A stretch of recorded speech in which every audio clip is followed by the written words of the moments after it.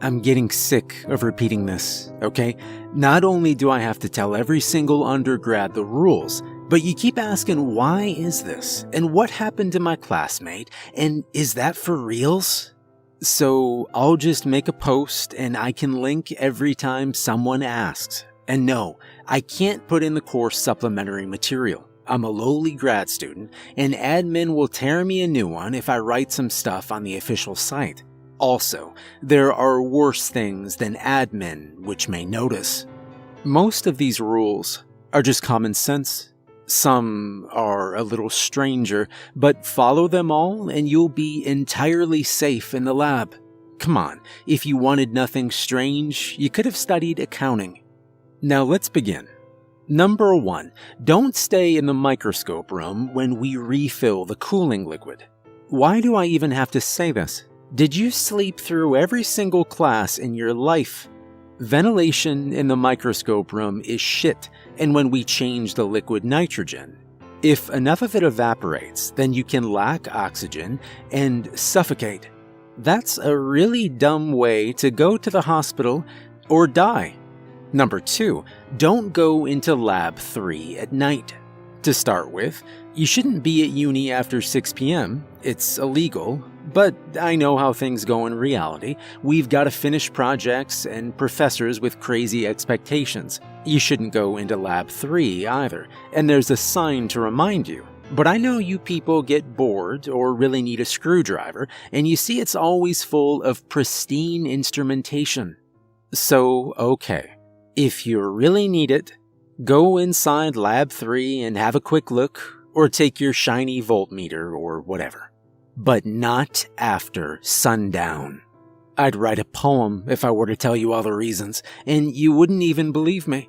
So just remember this, when I was young and stupid and didn't have a helpful list like this one, I went in with a friend. Our test circuit board was broken, and we remembered there was a full rack of those, and it was just minutes after sundown. Believe me or not, your choice. I don't remember what happened inside. I remember the room full of shiny instruments, the vacuum chamber, the optical bench with the gleaming lenses, and then nothing. I just remember being out of it. My friend was pale. He didn't remember either. Nor did he remember who I was. He swore repeatedly that we'd never met. He kept asking about people who didn't exist and swore he saw them in mirrors. He had a mental breakdown and left university.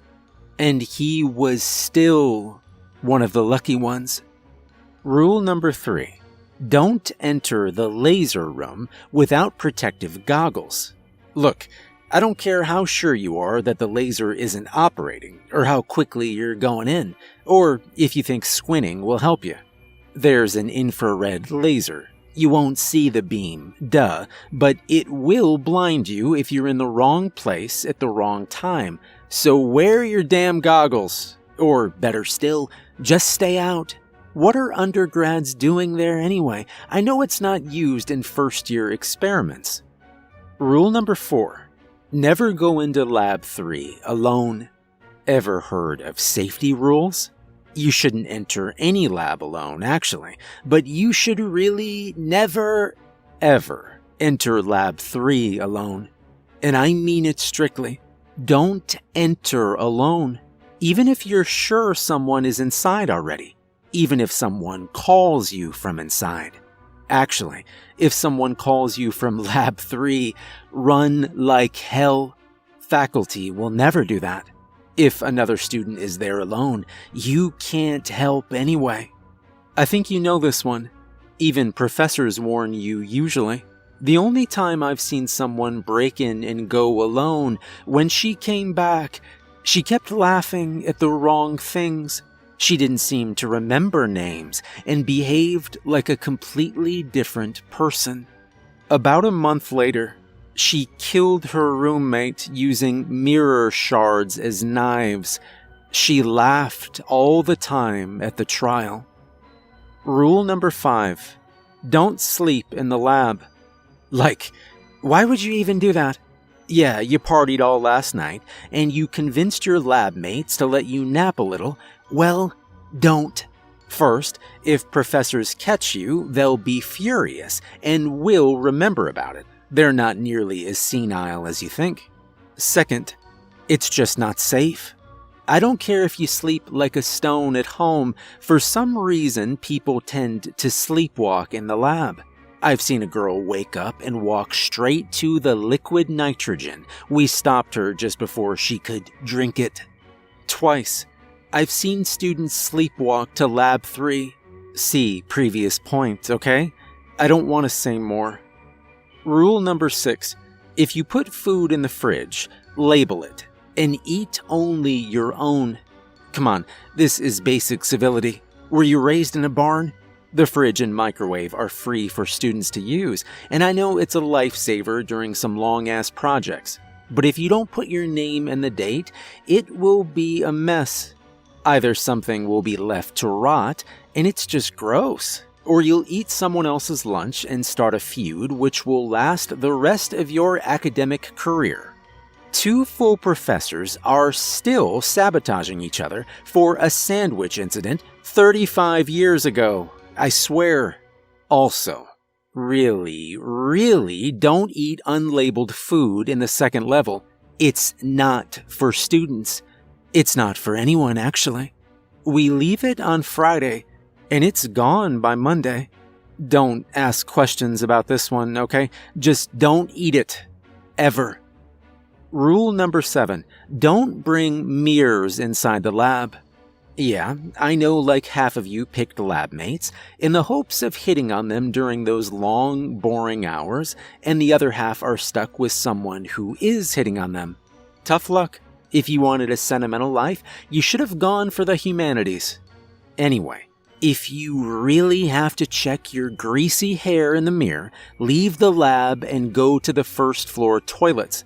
Do not bring mirrors in the laboratory. They're a real hazard in many ways. There's a frickin' laser in Lab 4, so just don't, okay? And even if you keep away from the optics equipment, mirrors do weird things in our labs. Sometimes you see people who aren't there. If that happens, first, you're breaking the rules. Ditch the mirror now and kick yourself as you deserve. Second, and most important, do not speak to them. Ever. Just don't go into Lab 3, okay? You might be safe as long as you're with company and the sun is up, but you know what? Don't anyway. Because we can't really know. You want to know what I mean? Yeah, you want, because all you snotty undergrads have no sense of what's good for you. So hear me well. I don't like speaking about this. You won't find any proof of it. If you want to laugh, do. Think it's a prank, whatever. Just don't go into the lab. Remember what I said about my friend who forgot about me? We were doing the transistor current response experiment. You still do it, it's boring as hell, but the professor loves it to bits. So you'll know it's usually 3 people doing it. Well, apparently we were only 2 that day. I can't remember why we weren't given a full team. Even if the class isn't divisible by 3, professor gives you a PTA as a 3rd member or makes 4 student groups.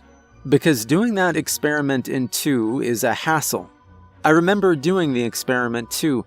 I worked on the circuit board. My friend read the results on the oscilloscope. We said the numbers aloud. But for the life of me, I can't remember who wrote them down.